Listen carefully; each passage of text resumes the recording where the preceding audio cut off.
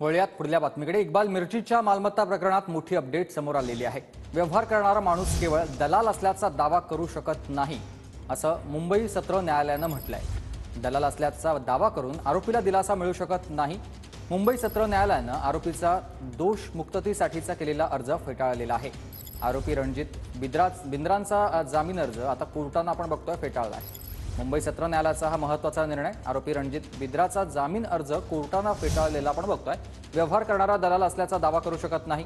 इक्बाल मिर्चीच्या प्रकरणात, मालमत्ता प्रकरणात ही मोठी अपडेट। दरम्यान या सगळ्या संदर्भात अधिक माहिती देण्यासाठी माझे सहकारी कृष्णा सोनारवडकर आपल्यासोबत थेट जोडले गेलेत। कृष्णा, काय अधिकची माहिती? सुमित, इक्बाल मिर्चीशी संबंधित मालमत्ता ज्या काही खरेदी करण्यात आलेल्या होत्या त्या प्रकरणामध्ये रणजित बिंद्रा हा एक मध्यस्थ म्हणून या माणसानं काम केलेलं होतं आणि तोच त्या प्रकरणामध्ये आता आरोपी आहे। इक्बाल मिर्चीशी संबंधित अनेक प्रकरणात मुंबई पोलिसांनी सुद्धा कारवाई केलेली होती आणि त्यानंतर आता ईडीनं सुद्धा यामध्ये तपासाला सुरुवात केलेली होती काही वर्षापूर्वी आणि त्याच प्रकरणामध्ये दोषमुक्तीसाठी रणजित बिंद्रानं सत्र न्यायालयामध्ये अर्ज केलेला होता। मात्र सत्र न्यायालयानं त्याचा हा अर्ज फेटाळलेला आहे।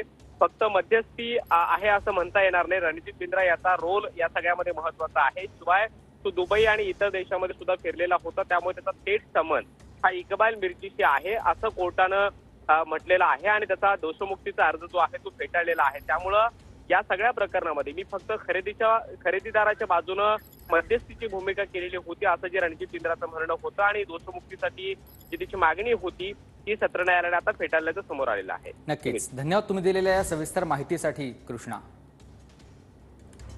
तर इक्बाल मिर्चीच्या मालमत्ता प्रकरणात आपण बघतोय मोठी अपडेट। व्यवहार करणारा माणूस केवळ दलाल असल्याचा दावा करू शकत नाही असं कोर्टानं म्हटलेलं आहे।